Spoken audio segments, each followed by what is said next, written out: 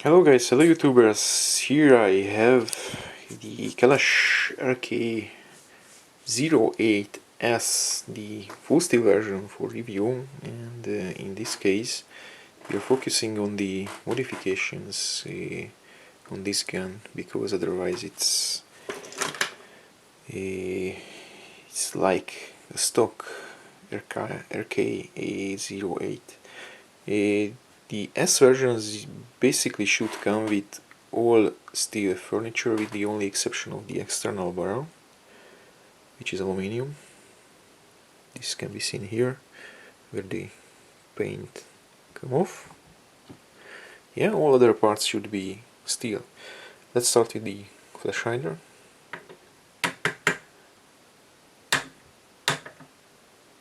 Something wrong with my motor. This should be steel without question. Let's see another engine or motor.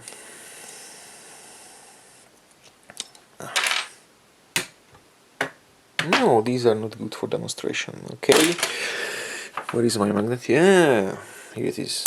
Ah, it's clearly steel. Oh my gosh. Yeah, front side, yes. Gas block, yes. Of course, the outer barrel, no. Cleaning rod, yes. Front sling attachment point and this front metal part, yes. This little part from the upper cover, yes. Trunnion, back side, a lower receiver, top cover. And unfortunately, in this case, this latch which holds the skeleton stock folded is pot metal or zinc alloy. A side mount base or side mount steel. Latch for the not latch. The fixing part of the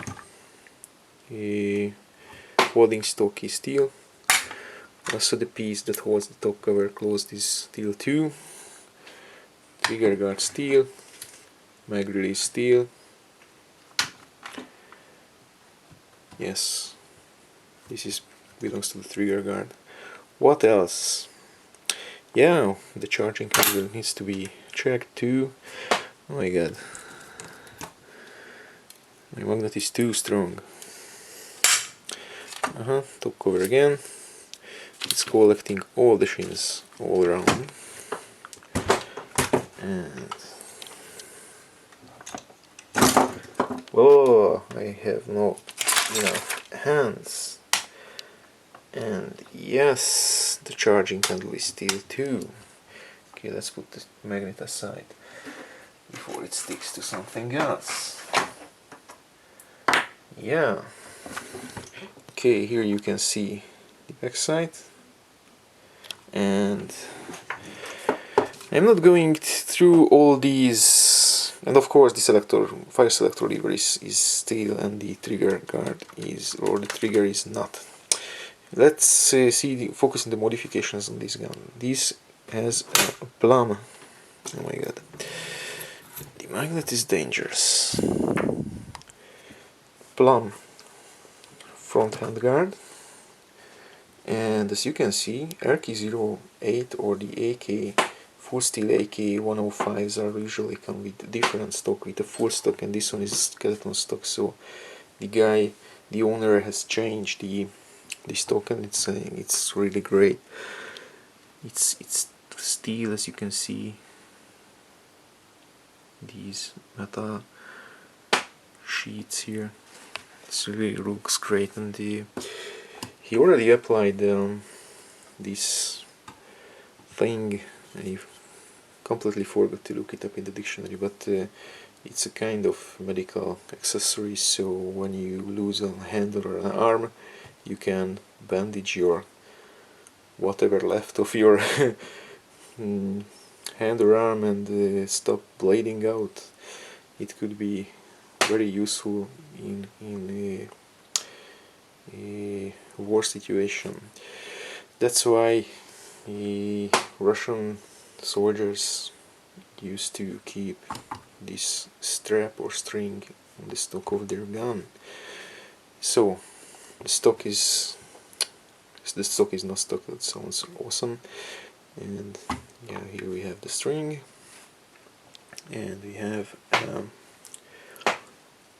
plum handguard. Yeah, the pistol grip is stock. There are a few internal modifications I also recommend to do on this gun. One is to replace the hop-up chamber.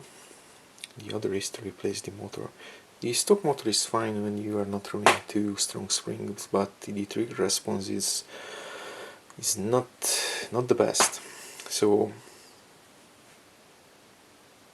it's personal preference, but I prefer very good trigger response on semi, especially in AKs, because AKs has far superior hop-up system compared to M4s and other guns, and mostly AK owners use their guns on semi. So when you are using your gun mostly on semi, you develop the need for a very fast trigger response on semi, and the first step to have a very good trigger response on semi is to replace the motor to a very powerful high torque motor. The chamber on the AK Kalash series hop-up chamber, I mean, again, far from the best. Not breast, that's something different.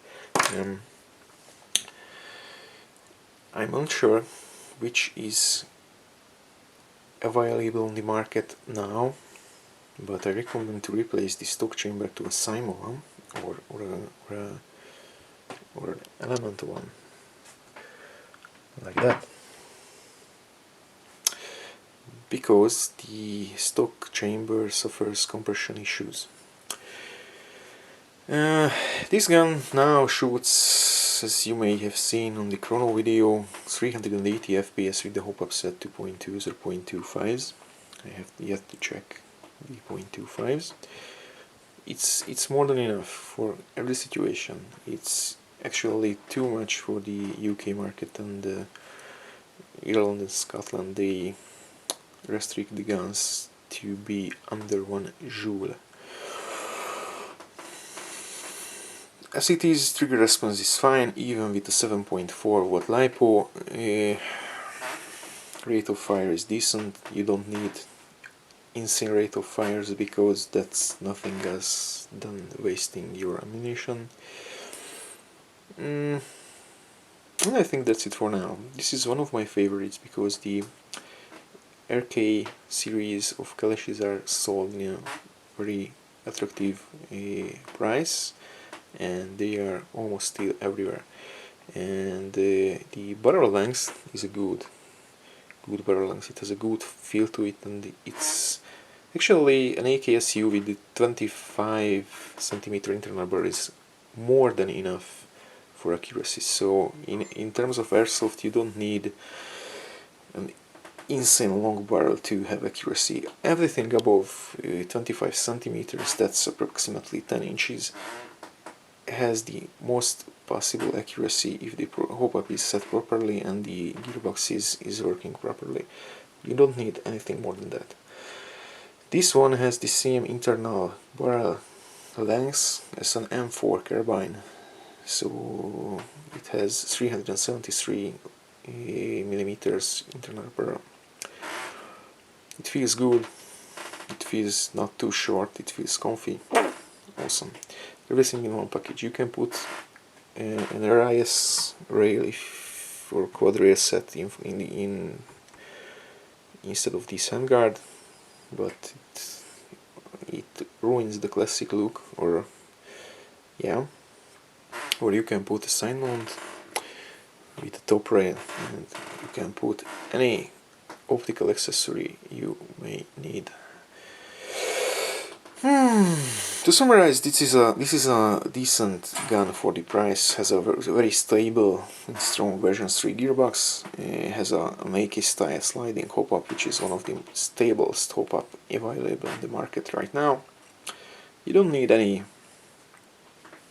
any wonder hop-up systems like R-hop or flat hop or whatever. This gives you the most accuracy that you can have from an AG, yes, including the Systemas and others.